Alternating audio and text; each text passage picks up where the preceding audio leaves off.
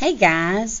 Alright, so we're starting a new project. We're going to be doing silhouettes of animals today for the very first part of our project. So let's look at what a silhouette actually is. So a silhouette is when we just see the outline of a shape and it's all solid inside. So there's no sort of detail. We just see the outline or the contour. So contour is another word for outline. Now the other thing that we notice is that anything can be a silhouette. You simply have to remove all that detail inside. So this is not a silhouette, but this is the same picture and we've turned it into a silhouette. Now, a good silhouette follows the contours really carefully so that it's exactly like your shadow and so that it becomes very recognizable. You guys may have seen them before as silhouettes that they do of little kids as a memory keepsake. So we're going to work today on creating one for our fabulous animal project. Alright, so the first thing that you're going to have is you're going to have a sheet of sloppy copy paper.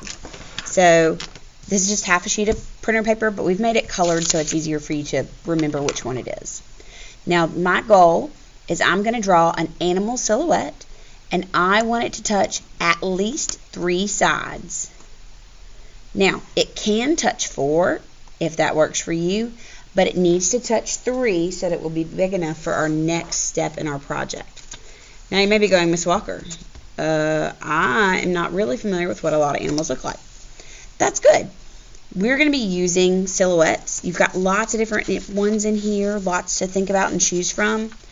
I do want you to work from something in the packet because I want you to be accurate and not be making it up. So let's look at one that I could do that might require me to think about how to break it down. Alright, you know what? I think I want to do this bird right here that kind of looks like a toucan. So as I look at him, he is taller than he is wide. I can test that by going like this. Yep, taller than he is wide. So I'm going to turn my paper vertical. Now, I know that my head needs to start up here. And I know that his tail feathers need to come down here so that I'm able to make him touch the sides. Alright, so when I look at him, it looks like it's got kind of a circle for a head. Okay.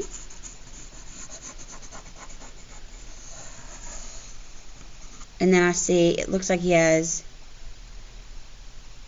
maybe more of an oval for his belly.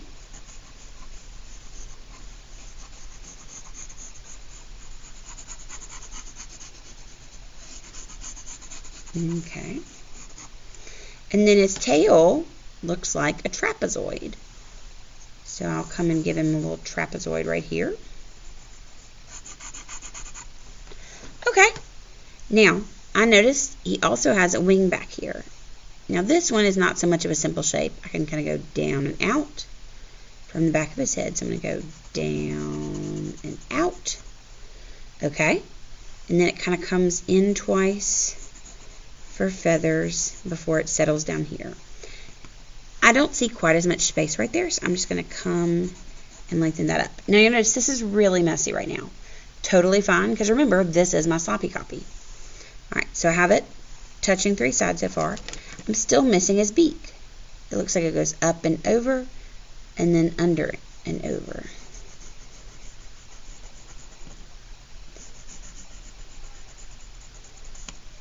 Okay, so when I look at that, it may feel like his belly is a little too high right here. So what I want to do is I'll come, and I can adjust that for myself. I'm not going to worry that it's super messy because I know that this is just my sloppy copy. Okay, I like that much better. And I've managed to touch at least 3 sides. Mine actually touches 4. I'm going to go take this up to the teacher. I'm going to show them. They'll double check with me that we touch it. If it doesn't, they'll send you back to make it bigger. Keep in mind, the reason it needs to be big is so that you're going to be successful in this next part. Once you've gotten it approved, then you're going to come and you're going to cut out carefully around the piece that you made. So I'm going to cut it out because I'm going to be using this as a template on my final paper. Now remember, you should never cut towards yourself. We should never be playing with scissors, snapping them open and close, unless we're cutting paper. Scissors are a tool, not a toy.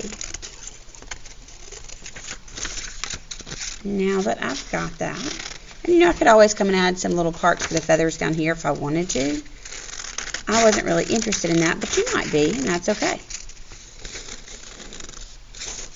Alright, I've got it. This is trash. I'll throw this away in the garbage can at my table. And I'm going to go get a big white sheet from the silver shelves.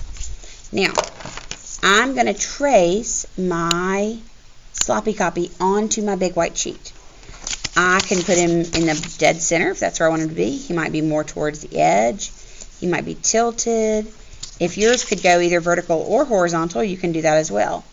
I think mine looks best when it is vertical. So that's what I'm going to do. And really lightly, I'm just going to trace all the way around with my pencil.